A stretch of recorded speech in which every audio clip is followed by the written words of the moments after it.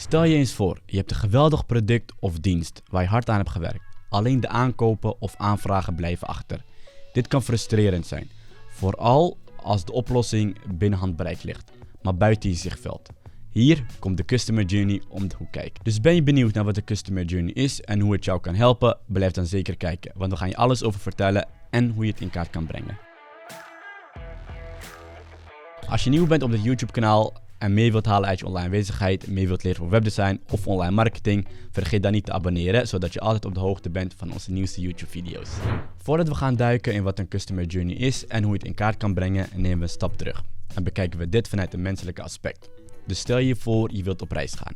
Je weet niet waar je heen wilt, je weet alleen dat je op reis wilt. Dus je moet een paar stappen nemen voordat je daadwerkelijk aankomt waar je ook heen wilt.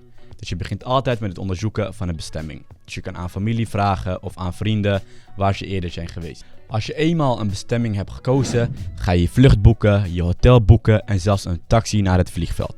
Dan begin je voor te bereiden voordat je op reis gaat. Dus je gaat kijken wat voor spullen je nodig hebt en dan ga je echt op reis. Dus je neemt een taxi naar het vliegveld, je gaat je vlucht in en dan kom je aan bij je hotel. Dit zijn dus alle stappen die je moet nemen voordat je aankomt bij je eindbestemming. Als een bedrijf weet welke stappen je moet nemen, kunnen ze het hele proces voor je gemakkelijk maken. En dat is precies waar Customer Journey om draait. Dus een Customer Journey map is een schatkaart voor jouw bedrijf. Het is een visuele weergave van de reis die een bezoeker maakt met jouw bedrijf. Zie het als een verhaal waarin de bezoeker door verschillende fases en ervaringen ervaart. Dus wat kun je vinden op zo'n kaart? Ten eerste zijn er touchpoints. Dat zijn punten waarin een klant in aanraking komt met jouw bedrijf. Maar het gaat verder dan dat. Je ontdekt ook wat de klant voelt tijdens het hele proces. Bijvoorbeeld of ze frustraties voelen op bepaalde punten. Daarnaast kun je ook plannen welke acties iemand moet nemen tijdens het proces. Dus bijvoorbeeld het aandoen van een aankoop of het vragen van een offerte. Vaak wordt de Customer Journey map opgebouwd in tijdlijn van gebeurtenissen. Dus denk bijvoorbeeld aan de eerste bezoek van een klant op jouw website. Wat voor indruk krijgen ze van jouw product of van jouw dienst? En is het makkelijk om bijvoorbeeld een bepaalde product toe te voegen in een winkelwagen of een whitepaper te downloaden? Dat is de kracht van een Customer Journey map. Het helpt je om de reis van je klanten te begrijpen en te optimaliseren. En dat is precies wat we gaan bespreken in deze video. Dus blijf zeker kijken en laten we doorgaan naar de eerste stap.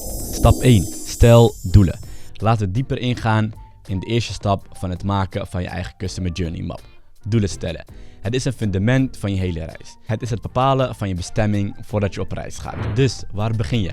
Je moet jezelf een aantal belangrijke vragen stellen. Als eerste, wat is eigenlijk het doel van de Customer Journey map? Wil je bijvoorbeeld meer bestellingen hebben, meer offerte aanvragen? Dat zijn allemaal belangrijke vragen die je eerst moet weten voordat je een Customer Journey map in kaart kan brengen. Het is essentieel dat je deze doelen duidelijk definieert, zodat je weet waar je naartoe werkt. Stel een doel dat logisch en haalbaar is en definieer ook hoe je de voortgang zult meten. Dat is cruciaal van belang, want je moet weten of je juist op weg bent om die doelen te gaan bereiken. Stap 2. Bepaal je buyers persona's. Dat is waar we de echte mensen achter de interactie gaan begrijpen.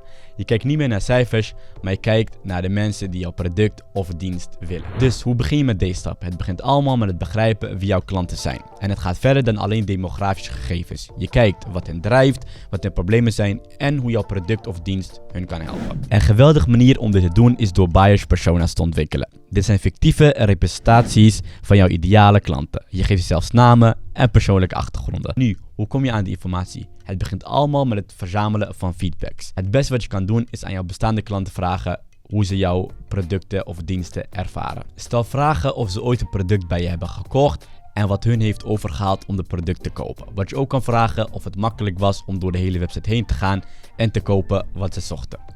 Dit zijn allemaal gegevens die je echt op weg kunnen helpen. Dus het gaat verder dan alleen het kijken van data, maar naar echte mensen erachter. Deze antwoorden onthullen veel over wat jouw klanten denken en voelen. Dus nogmaals, het gaat niet alleen om de data, maar om de mensen. Dus leer je klanten kennen en begrijp hun behoeftes. We begrijpen dat het maken van een Customer Journey kaart lastig kan zijn, vooral als je niet weet waar je moet beginnen. Wij van Creative Corner bieden vrijblijvend kennismakingsgesprek waarin we in details gaan over deze punten, al je vragen gaan beantwoorden en eventueel kunnen gaan bespreken hoe wij jou kunnen helpen.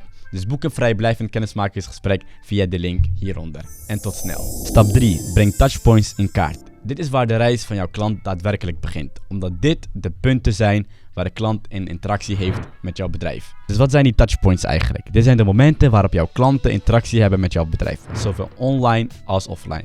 Denk aan het eerste bezoek van je website, een telefoontje naar het klantenservice of dat ze binnenlopen bij jouw fysieke winkel. Het is van vitaal belang om deze touchpoints te begrijpen, want dit zijn de plaatsen waar je de ervaring van de klant kunt beïnvloeden. Je wilt uiterlijk dat de ervaring positief, naadloos en onvergetelijk verloopt. Dus bij het maken van jouw Customer Journey Map wil je elke touchpoints identificeren en begrijpen, zodat je je klant een optimale ervaring kunt aanbieden en verbetering kunt doorvoeren waar nodig is. Stap 4. Breng pijnpunten in kaart. Dit is het punt waar we echt gaan graven om te begrijpen waar de ervaring van de klant kan scheuren of frustraties kan veroorzaken. Dus hoe begin je met deze stap? Het begint met het verzamelen van gegevens. Stel jezelf vragen en interview zowel klanten als klantgerichte personeel om de mogelijke pijnpunten in het klanttraject te identificeren. Vraag jezelf af: bereiken mensen hun doelen op mijn website? Waar verlaten ze met hun aankoop en waarom? Dit zijn enkele vragen die je zelf kunt afvragen om mogelijke problemen te identificeren. Misschien merk je dat klanten moeite hebben met het vinden van wat ze zoeken op jouw website. Of dat ze vastlopen in het aankoopproces. Dit zijn punten die je wilt identificeren en wilt oplossen. Stap 5. Optimaliseer het aankoopproces. Dit is waar we diepgaand gaan kijken hoe je de reis van jouw klanten kunt verbeteren.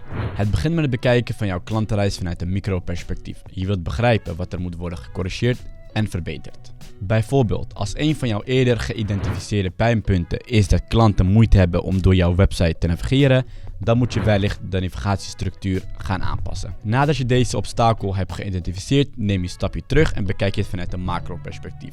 Je wilt niet elke touchpoint gaan optimaliseren ten omwille van optimalisatie. Het moet allemaal bijdragen aan het grotere plaatje, namelijk meer conversie. Je wilt meer mensen de trechter induwen en ervoor zorgen dat ze de gewenste actie gaan ondernemen, zoals meer offerte aanvragen, meer aankopen of dat ze een whitepaper gaan downloaden. Dus bij het maken van een Customer Journey Map is het essentieel om het vanuit een micro- en macro-perspectief naar te kijken. Wat kun je op een kleine schaal aanpassen en wat kun je op een grote schaal aanpassen om uiteindelijk de klantbeleving te verbeteren. Stap 6. Bijwerken en verbeteren. Dit is waar je de kroon zet op je werk en ervoor zorgt dat je klantenkaart effectief en up-to-date blijft. Dus hoe ga je te werk in deze laatste stap? Denk aan je Customer Journey Map als een levend document dat blijft groeien en zich ontwikkelen. Klanten veranderen, de markt verandert en jouw bedrijf verandert. Dus je moet daarop kunnen inspelen. Als het mogelijk is, overweeg om je klantenkaart elk half jaar te gaan bekijken en te verbeteren. Waarom? Je klanten veranderen voortdurend, de markt verandert voortdurend, dus het is belangrijk om het up-to-date te houden en verbeteringen door te gaan voeren. Je eigen Customer Journey Map maken. Er zijn een aantal programma's die je op weg kunnen helpen om je eigen Customer Journey Map te gaan maken. Als eerste hebben we Custellens. Dit platform maakt het eenvoudig om Customer Journeys te creëren en te delen met je collega's. Hiermee overweeg je de betrokkenheid en stimuleer je samenwerking tussen verschillende afdelingen. De prijzen zijn redelijk, ze hebben een gratis versie en een betaalde opties vanaf €19 per maand per gebruiker. Het tweede programma die we hebben is Lucidcharge. Het is een intelligente programma waarmee je op maat gemaakte Customer Journeys kunt ontwerpen. Je kunt visueel het traject dat een klant aflegt met jouw product of dienst weergeven, verschillende contactmomenten met de klant in kaart brengen en samenwerken met je collega's. Dit programma biedt ook een gratis optie en een betaalde optie vanaf €6,95 per maand per gebruiker. Beide programma's zijn geweldige keuzes om je Customer Journey Map aan te maken en bij te houden.